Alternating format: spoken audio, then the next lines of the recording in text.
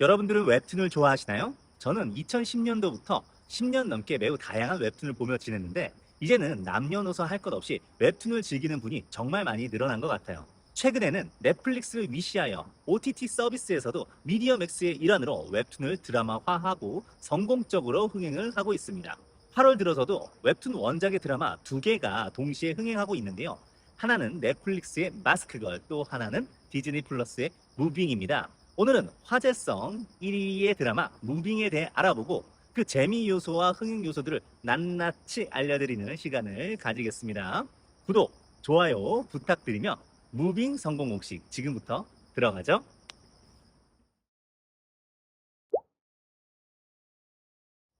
무빙은 사실 디즈니 플러스가 한국에 론칭되었을 때부터 이야기가 나온 작품입니다. 원작이 누적 조회수 2억 뷰를 넘어간 메가 히트 웹툰이었고 류승룡, 조인성, 류승범, 한효주, 차태현 등 스타 배우들과 고윤정 등의 차세대 배우가 캐스팅되어 개봉 전부터 숱한 화제를 끌었었죠. 아직 모든 영상이 다 공개된 것은 아니지만 공개 이후부터 OTT 종합 화제성 1, 2위를 계속 차지하고 있고 무빙 공개 2주 동안 디즈니 플러스의 신규 가입자 수가 14만 명 가량 증가하는 등 실질적인 성과도 내고 있습니다. 사실 기대작들의 경우 쪽박을 차는 경우가 꽤 있는데 현재까지 무빙은 기대에 걸맞는, 아니 그 이상의 성적을 내고 있죠. 무빙은 초능력을 숨긴 채 현재를 살아가는 학생들과 과거의 비밀을 숨긴 채 살아온 부모들이 세대를 넘나들며 거대한 위협에 맞서 싸우는 초능력 히어로물입니다.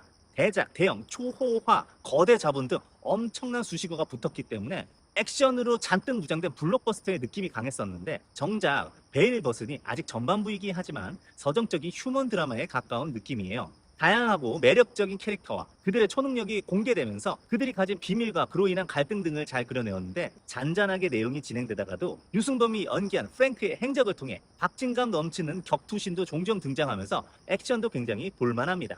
제작진에서 표방한 한국형 SF 휴먼 액션 블록버스터라는 긴 장르명은 하나의 작품 속에 정말 다양한 장르의 특징이 다 들어가 있기 때문입니다. 그러나 아무리 좋은 요소들이라 해도 적절한 배합으로 썩지 않으면 끔찍한 혼정이 되기 마련이죠. 그러나 이 작품이 좋은 평가를 받고 있는 가장 큰 이유는 이미 검증된 원작 웹툰을 기반으로 만든 드라마이기 때문입니다.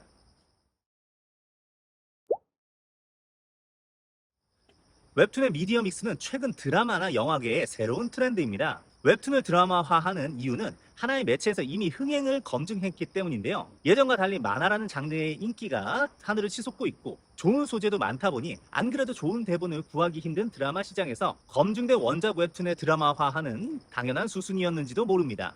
드라마나 영화는 손익분기점이 다른 미디어 컨텐츠보다 압도적으로 높습니다. 무빙은 이미 500억의 엄청난 금액이 제작비로 책정이 되어 있었는데요. 후반 작업이 추가되면서 총 650억이 든 한국 드라마 사상 최대 제작비 작품이 되었습니다. 제작사들이 땅 파서 장사하는 것도 아니니 당연히 이득을 봐야죠. 그런데 투자 비용이 크다는 것 자체가 엄청난 리스크이므로 흥행에 있어 믿을 구석이 반드시 필요합니다. 따라서 리스크를 줄인다는 점에서 이미 인터넷상에서 인기를 누렸고 팬층도 확보되어 있는 인기 웹툰을 드라마화한다면 화제성 활용의 측면까지 거둘 수 있는 일거양득의 효과를 취할 수 있는 것이죠. 그러나 웹툰의 드라마화가 장점만 있는 것은 아닙니다. 까다로운 지점도 분명히 있어요. 원작을 존중하면서도 드라마만의 차별성을 살려야 하죠. 일단 스토리를 어디까지 따르고 어떤 부분을 바꿀 것인지 각색의 정도가 중요합니다. 너무 많이 바꾸면 원작 훼손, 그냥 그대로 답습하면 이미 아는 내용이라 지루하다는 평을 받을 수밖에 없죠. 즉 적절한 재창작이 필요한데 그 적절한 지점을 잡기가 매우 어렵습니다.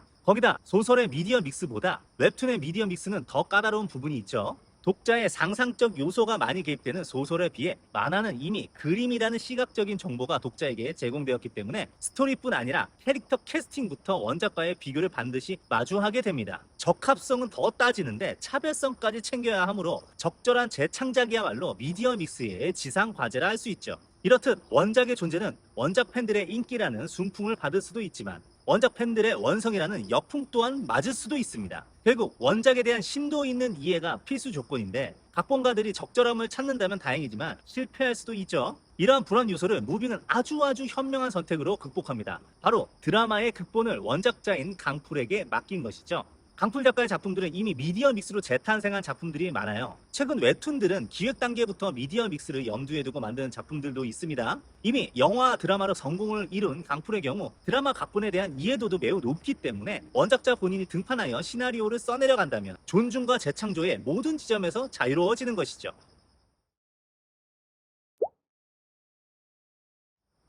실제로 드라마 무빙에서는 오리지널 이야기와 오리지널 캐릭터가 추가가 되었습니다. 류승범 님이 연기한 역할이죠. CIA의 지령을 받아 은퇴한 한국의 초능력자들을 제거하는 프랭크는 이미 초반부의 주요 인물로서 극에 엄청난 긴장감을 불어넣었죠. 다소 밋밋할 수 있는 아이들의 학교생활 이야기와 또 다른 시퀀스로서 화려한 액션이 들어갔기 때문에 몰입도를 높이는 요소가 되었습니다. 이것이 다른 작가에 의해 이루어졌다면 원작 훼손이라는 반발도 나왔을지 모르지만 원작자 스스로가 추가한 것이기에 확장판 느낌마저 줄 수 있습니다. 실제로도 원작 팬들이 역시 오히려 좋아라는 반응을 보이고 있다고 합니다.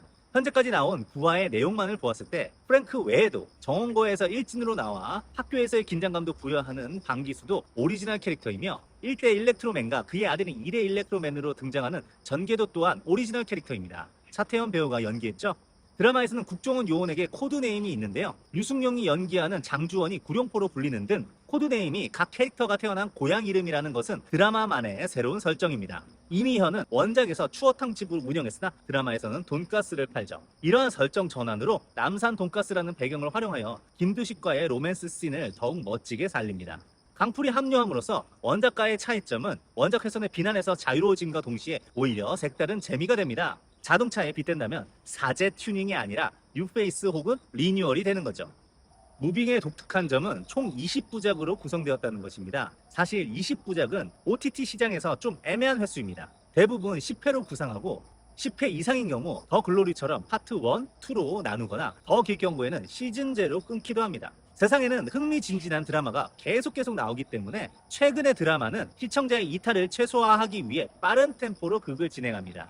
자본주의의 누적 통계로 인해 현 시점 드라마의 최적 화수는 10회 이내라는 공식이 도출되었고요. 실제로 무빙과 같이 8월에 개봉한 넷플릭스의 마스크걸은 7화로 공개되었죠. 그럼에도 무빙은 현 OTT 시리즈물의 트렌드를 벗어나 20부작으로 만들었어요.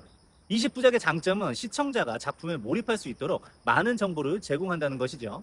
화려한 캐스팅만큼 무빙은 등장 캐릭터가 많은데 각자의 개성을 가진 다양한 캐릭터들의 이야기가 잘 전달되면 될수록 시청자들은 이후의 사건에 더 몰입하여 볼 수 있습니다. 그러나 앞서 말했듯 천천히 씨를 뿌리는 작업은 시청자들이 이탈할 수 있는 요소이기도 하죠. 결국 시청자를 잡아들기 위해 무빙은 대단한 도전을 하는데요. 한 작품 속에 다양한 장르를 넣는 것입니다. 1화부터 7화까지는 봉석과 희수라는 아이들을 전면으로 내세워 하이틴 드라마라는 느낌을 주죠. 거기에 모범생 가문과 일진인 기수의 다툼은 학원물의 느낌도 줍니다. 아들의 능력을 숨기며 키워온 미영과 날고 싶다고 소리치는 봉석의 갈등은 성장 드라마가 되고 프랭크와 은퇴 능력자들 간의 대결은 히어로 배틀 액션물이 되죠. 저번 주에 공개된 8화, 9화부터는 부모 세대인 미현과 두식의 과거 로맨스가 나오는데 어른들의 로맨스라서 학생들의 풋풋함과는 또 다른 느낌으로 다가옵니다. 아직 공개되지는 않았으나 극이 더 진행되면 자녀 세대와 부모 세대가 협력하면서 또 다른 느낌의 이야기가 진행될 거예요. 이렇듯 다양한 장르의 전환은 시청자들에게 이야기 진행 중 신선함을 계속 제공합니다. 마치 전체 요리가 입맛을 돋우고 메인 디시까지를 더 기대하게 만드는 코스 요리의 구조인 것이죠.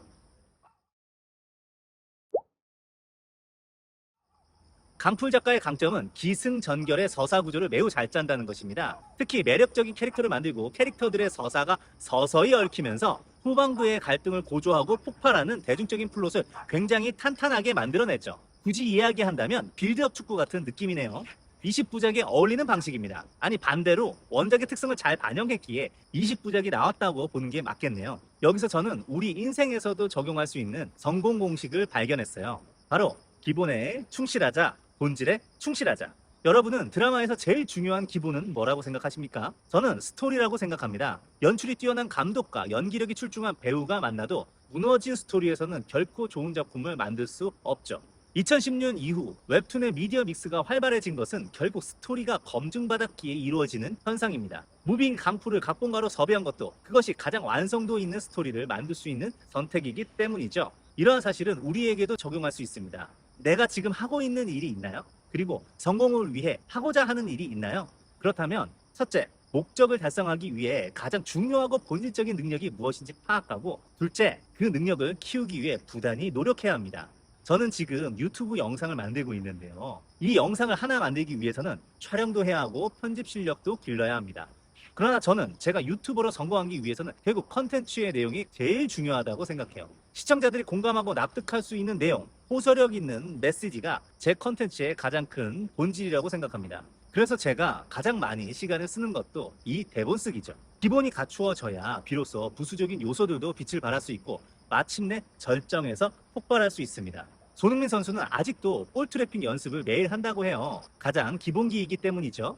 여러분과 저도 기본을 충실히 다진다면 언젠가 패스와 슛으로 이어져 마침내 골이라는 성공을 맛볼 수 있지 않을까요? 오늘은 원작 웹툰을 기반으로 한 드라마 무빙을 통해 성공 공식을 알아봤습니다. 성공적으로 빌드업을 하고 있는 무빙이 멋진 피날레로 성공하길 바라며 오늘의 영상 마칠게요. 여러분도 파이팅! 이만년도 파이팅! 무빙도 파이팅!